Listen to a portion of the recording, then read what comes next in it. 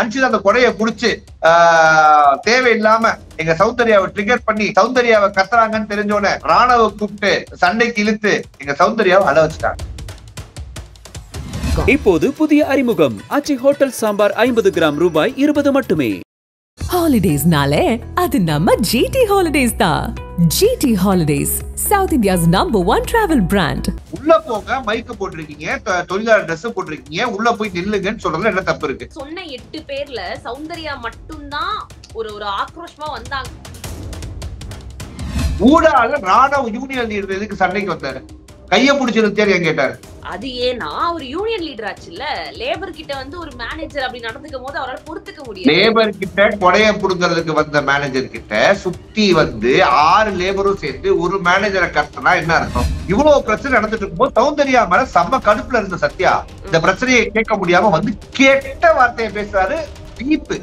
எங்கு கோவப்பட வேண்டுமோ அங்கேயே கோவப்படாமல் சிரிக்கும் என் தலைவனை நீ கோவப்பட வச்சிருக்காங்க. பேட் வேர்ட்ஸ் எப்படி பாக்குறீங்க?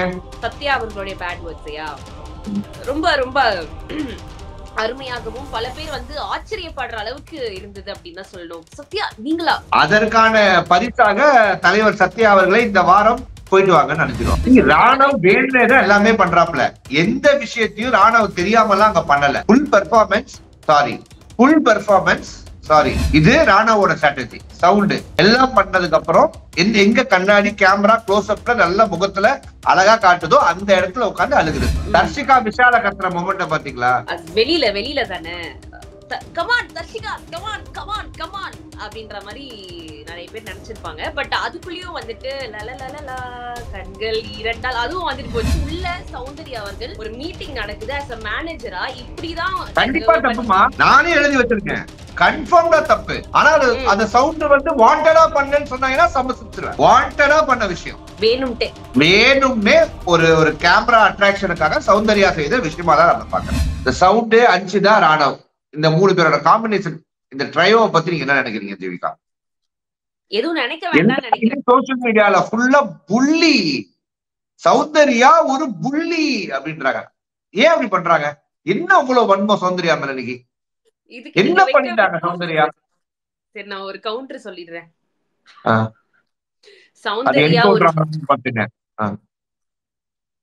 சரி ஓகே, சௌந்தர்யா ஒரு புள்ளி, அதுக்கு ஜோசர் நீங்க வைக்க வேண்டும் ஒரு புள்ளி. ஓகே, டக்குன்னு தோணுச்சு. சொல்லுங்க. எனக்கு ரெஜினாவே வந்திருக்கலானே தோணுச்சு. அப்படியா? அப்படி சொல்லிட்டீங்களா? இப்ப பாருங்க கமெண்ட்ஸ்ல தெரிக்க விட போறாங்க. ரைட் சொல்லுங்க.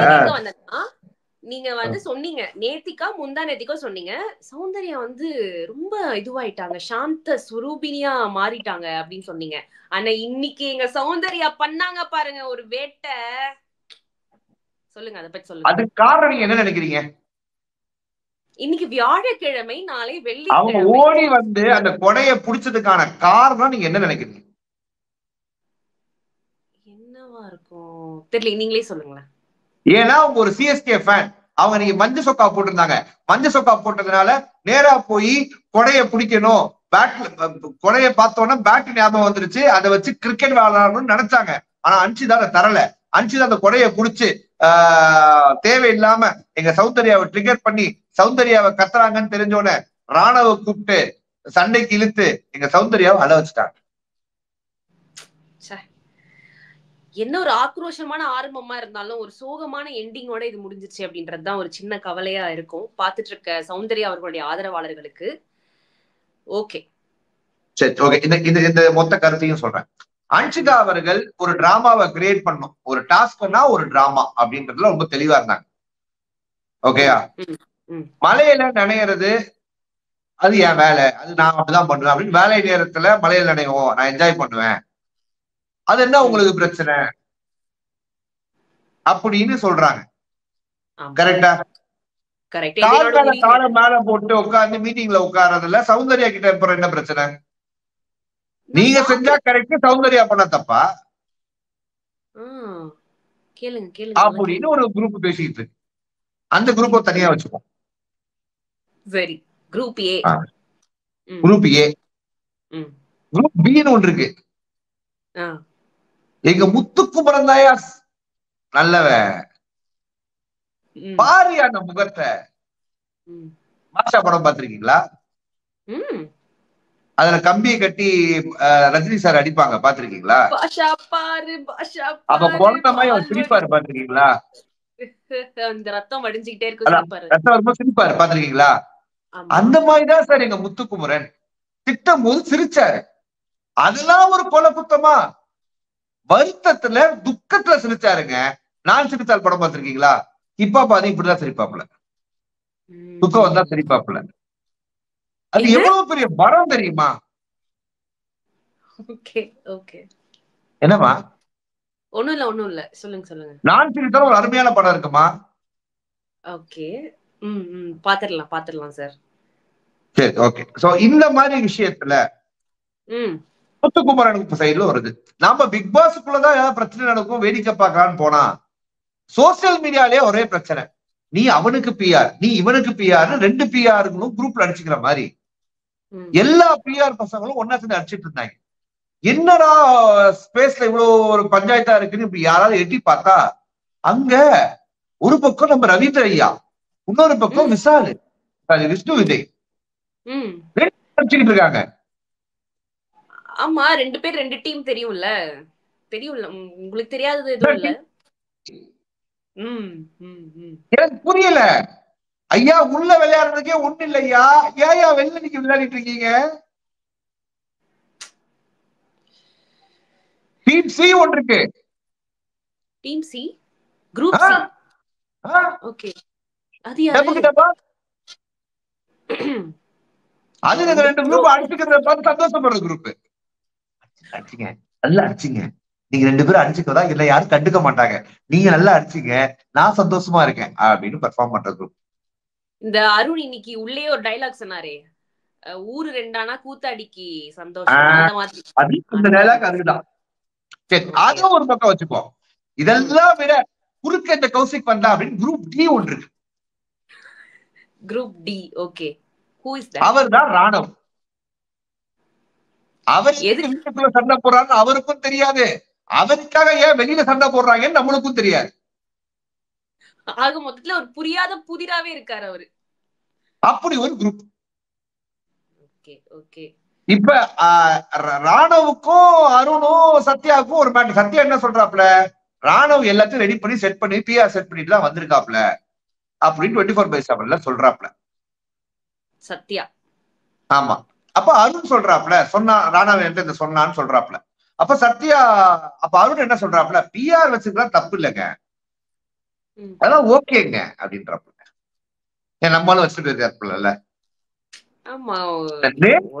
பிடிச்சிருக்கு அருண் கிட்ட. என்னதான் பாரதிகள் நம்ம வீட்டுக்கு வரதா இருந்தாலும் மனிதனுக்கு ஒரு நேர்மை இருக்கு மக்களே. சரியா? இந்த மாதிரி ஒரு விஷயங்கள். சௌந்தர்யா சண்டை போடுறதுக்கு வந்தாங்க, ராணவ் சண்டையை போட்டாரு, அன்சிதா கொலை பிடிச்சாங்க. ஆனா அன்சிதா கைய பிடிச்ச மாதிரி ஒரு பிரச்சனை நடந்துச்சு. இதுக்கு நீங்க என்ன முடிவு சொல்றீங்க அப்படின்னு கேட்டா, எனக்கு நம்ம லெஜெண்ட் வடிவேல் சார் தான் ஞாபகம் வருது. கைய பிடிச்சிருத்தியா, என்ன கைய பிடிச்சிருத்தியா, கைய பிடிச்சிருத்தியா, என்ன கைய பிடிச்சிருத்தியா, அதே சீன் தான் என் ட்வீட்ல போட்டிருப்பேன். சௌந்தர்யா கேக்குறாங்க, நான் எப்படா கைய பிடிச்சிருத்தேன், கைய பிடிச்சிருத்தேன் அப்படின்றான். நான் எப்படா கைய பிடிச்சிருத்தேன், இது ஏன்னா எத்தனை வாட்டரா எங்களுக்கு போட்டு காட்டுவீங்க. அதுக்கு தோண்டு 1/1 சவுண்டுக்கு டெசிபல் மாதிரி ஏறுது. நான் எப்படா கை பிடிச்சிருக்கேன், நான் கைய பிடிச்சி எப்படா அழுத்தேன், நான் கைய பிடிச்சேன், தேர்வா அந்த சின்ன நெஞ்சு வெளில ஜம்ப் ஆயிரும். வேணா தங்கம், நம்மளுக்கு எதுக்கு இந்த கோபம், அவன் 6 அடியில இருக்கான் தம்பி, நீ நம்ம தூணா இருந்து நீ கத்துறது ஓகே சூப்பர் நல்ல விஷயம், ஆனா அவன் கத்தும் போது எங்களால கேட்க முடியலையே, காது வலிக்குது. இதுக்கு நடுவுல ஆந்திரா பாலக்காடு பார்டர்ல, சாரி தமிழ்நாடு மலையாளம் பார்டர்ல இருக்கிற மாதிரி பாலக்காட்டுல நடுவுல நான் அப்படின்னா நீ இப்ப அப்படின்ட்டாங்க. புரியல, கலாய்க்க கூடாது சார், தப்பு சார். ஏமா நான் கலாய்க்கலமா, நான் என்ன கேக்குறேன், நீங்க சொல்றதெல்லாம் சூப்பர் அன்சிதா, ஆனா என்ன சொல்றீங்கன்னு தான் எங்களுக்கு புரியல, புரியல மாதிரி சொல்லுங்கன்ற. இப்ப நான் அப்படியே 6வது சீசனுக்கு போனா ம். சரிதான் ஒரு மலையாளி அப்படின்னு வாங்க. அதனால நாங்க ஓட்டு போட மாட்டோம், தமிழ் பிக் பாஸ் என்ன வேலைன்னு வாங்க. ம். நம்ம ஆளுங்க புடிச்சா ஒரு மாதிரி பேசுறாங்க, பிடிக்கலன்னா ஒரு மாதிரி பேசுறாங்க. நல்லா இருக்குல்ல அது? ஆமா, ரொம்ப நல்லா இருக்கு. இவரு இந்த ராணவ் உடைய லைவ்ல ஒரு விஷயம் ஒண்ணு லீக் ஆச்சு. நான் வேணும்ட்டே தான் ட்ரிகர் பண்ண சௌந்தர்யாவா அப்படின்னு சொல்லிட்டு என்னமோ ஒண்ணு பேசியிருப்பாரு. அது நிறைய வந்து சோசியல் மீடியாஸ்ல இன்னைக்கு ஃபுல்லா போயிட்டே இருந்தது. அது பாத்தீங்களா? அது ஆக்சுவலா இன்னைக்கு எபிசோட் ராணவ் வேணுதான் எல்லாமே பண்றாப்ல. எந்த விஷயத்தையும் ராணவ் தெரியாமலாம் அங்க பண்ணல.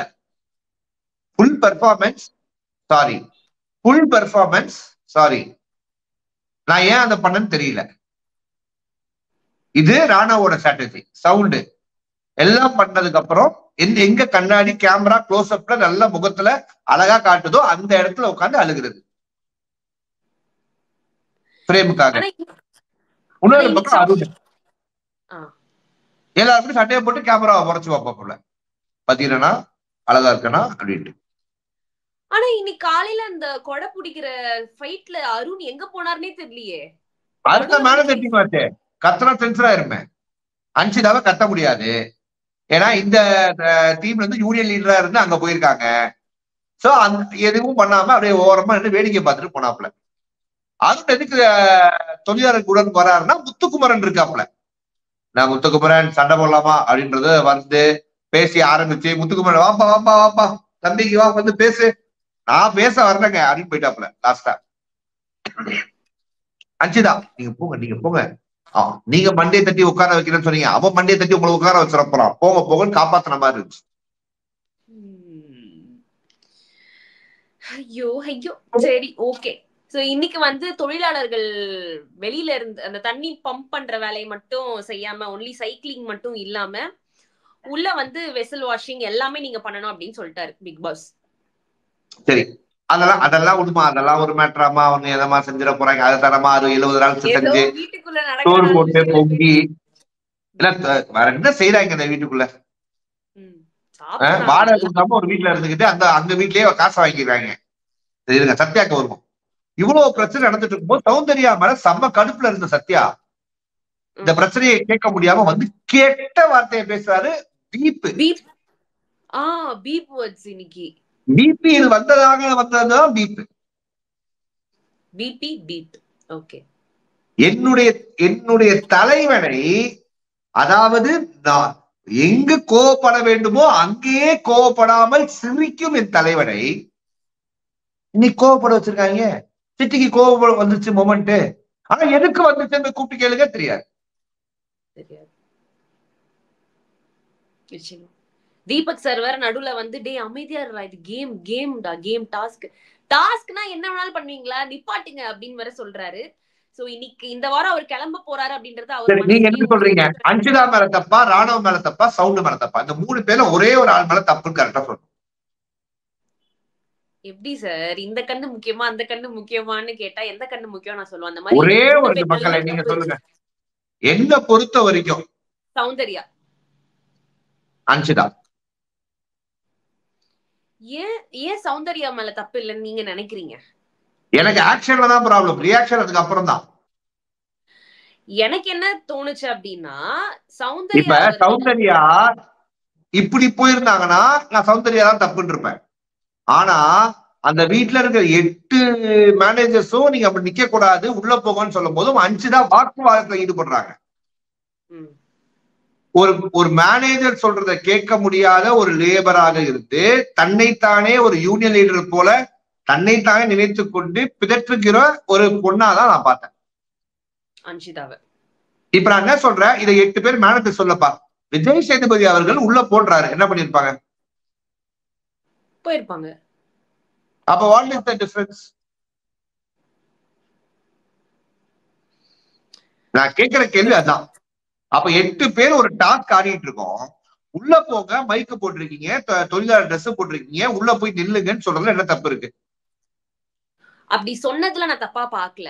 ஆனா சொன்ன 8 பேர்ல சௌந்தர்யா மட்டும்தான் ஒரு ஆக்ரோஷமா வந்தாங்க. வந்து அந்த அம்ப்ரலாவை அவங்க புடுங்க ட்ரை பண்ணாங்களா, என்ன பண்ண ட்ரை பண்ணாங்கன்னு எனக்கு புரியல.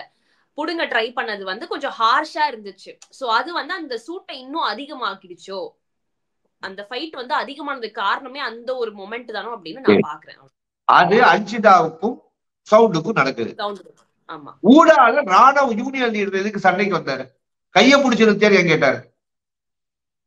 அது ஏன்னா அவர் யூனியன் லீடர் ஆச்சுல்ல, லேபர் கிட்ட வந்து ஒரு மேனேஜர் அப்படி நடந்துக்கும் போது அவரால் பொறுத்துக்க முடியாது. லேபர் கிட்ட கொடைய புடுங்கிறதுக்கு வந்த மேனேஜர் கிட்ட சுத்தி வந்து 6 லேபரும் சேர்ந்து ஒரு மேனேஜரை கத்துனா என்ன அர்த்தம்?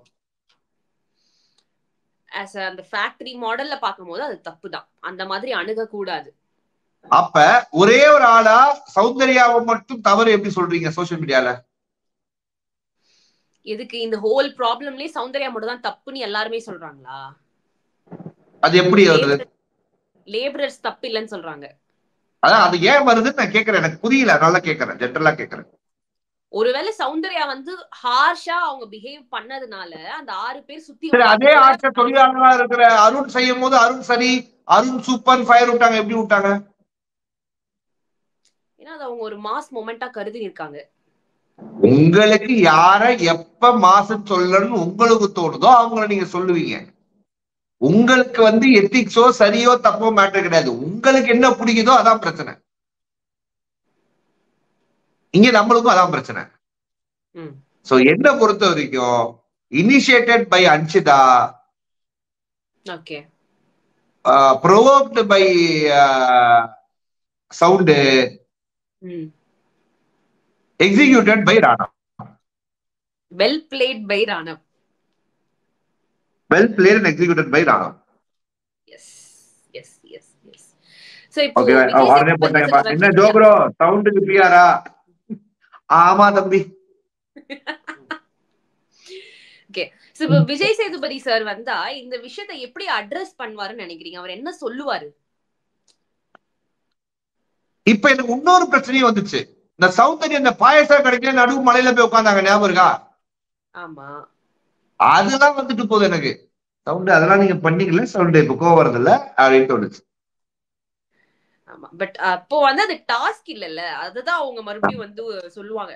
டாஸ்க் இல்ல, அது வந்து என்னோட டைமா இருந்துச்சு அப்படின்ற மாதிரி சொல்லலாம். பேட் வேர்ட்ஸ் எப்படி பாக்குறீங்க? சத்யா அவர்களுடைய பேட் வேர்ட்ஸையா ரொம்ப ரொம்ப அருமையாகவும் பல பேர் வந்து ஆச்சரியப்படுற அளவுக்கு இருந்தது அப்படின்னு தான் சொல்லணும். சத்யா நீங்களா? அதற்கான பரிசாக தலைவர் சத்யா அவர்களை இந்த வாரம் போயிட்டு வாங்கன்னு அனுப்பிடுவாங்க. எஸ், அதெல்லாம் வந்து அவருடைய சென்டிங் ஆஃப் வீடியோல கண்டிப்பா அந்த கிளிப்ஸ் எல்லாம் வந்து இடம்பெறும். அது ஒரு மாஸ் மொமெண்டாக அவரே உணர்வார் அப்படின்னு நினைக்கிறேன். ஓகே, சரி. இப்ப அடுத்து இன்னொரு டிராமா நடந்துச்சு பாத்தீங்களா? வெளியிலயா உள்ளயா சார்? உள்ளதாமா, டிராமானாவே உள்ளதான். அதான் அந்த மீட்டிங் போடும் போது தானே சௌந்தர்யா அவர்கள் பிளேட்டில், அதுவும் இல்லையா? அது விட்டுருவோம், அதை கூட தள்ளியா வச்சிருவோம். அது எப்பவும் போல டிராமா தான். தர்ஷிகா விஷால கத்துற மொமெண்ட பாத்தீங்களா? அது வெளியில தானே. Come on Darshika, come on come on come on அப்படின்ற மாதிரி நிறைய பேர் நினைச்சிருப்பாங்க. பட் அதுக்குள்ளயும் வந்துட்டு லலலலலா கண்கள் இரண்டால் அதுவும் வந்துட்டு போச்சு. இப்படியும் போச்சு அப்படியும் போச்சு. மிக்ஸ்டு எமோஷன்ஸா இருந்தது. ஆனா இன்னும் சில லைக் தர்ஷிகா அவர்களுடைய ஆதரவாளர்களுக்கு எல்லாம் எப்படி இருந்திருக்கும் அப்படின்னா, பாருங்க தர்ஷிகா வந்து ஒரு இண்டிவிஜுவல் பிளேயர் அப்படின்ற மாதிரியும் தோணி இருக்கும். ஒருவேளை இதெல்லாம் வந்து அந்த ஹக்ஸ் கொடுத்த ஒரு எனர்ஜியோ அப்படின்னு சில பேர், அதாவது நாங்க 2 பேரும் ஒண்ணுக்குள்ள ஒண்ணு இல்லடா அப்படின்றத மத்தவங்களுக்கு காட்டுறதுக்கு பண்றதுக்கு வேலை. சரி, ஓகே, அது ஒரு பக்கம் தள்ளி தூரம் வைப்போம். உள்ள சௌந்தர்யா அவர்கள் ஒரு மீட்டிங் நடக்குது as a மேனேஜரா, இப்படிதான் கண்டிப்பா தப்புமா, நானே எழுதி வச்சிருக்கேன், கன்ஃபார்ம்டா தப்பு. ஆனா அந்த சவுண்ட் வந்து வாண்டடா பண்ணேன்னு சொன்னாங்கன்னா சமசிச்சிருவேன். வாண்டடா பண்ண விஷயம். ஓகே ஓகே, வேணும்னே ஒரு கேமரா அட்ராக்ஷனுக்காக சௌந்தர்யா செய்த விஷயமா தான் நான் பாக்குறேன். அததான் வெளியில மீட்டிங் முடிச்சுட்டு போயிட்டு பேசுவாங்க இல்லையா லேபரர்ஸ், முத்துக்குமரனும் ராணவும் பேசுவாங்கன்னு நினைக்கிறேன். சௌந்தர்யா அண்ட் மஞ்சரி பண்றது நம்மளுக்காகவே பண்ற மாதிரி இருக்கு, நம்ம பாயிண்ட் எடுக்கணும்ன்றதுக்காகவே பண்ற மாதிரி இருக்கு. ஒரு விதத்துல நல்லா சௌந்தர்யா மஞ்சரி கிட்ட பேசி அழுவாங்க, எல்லாரும் காயப்படுத்துறாங்கப்பா.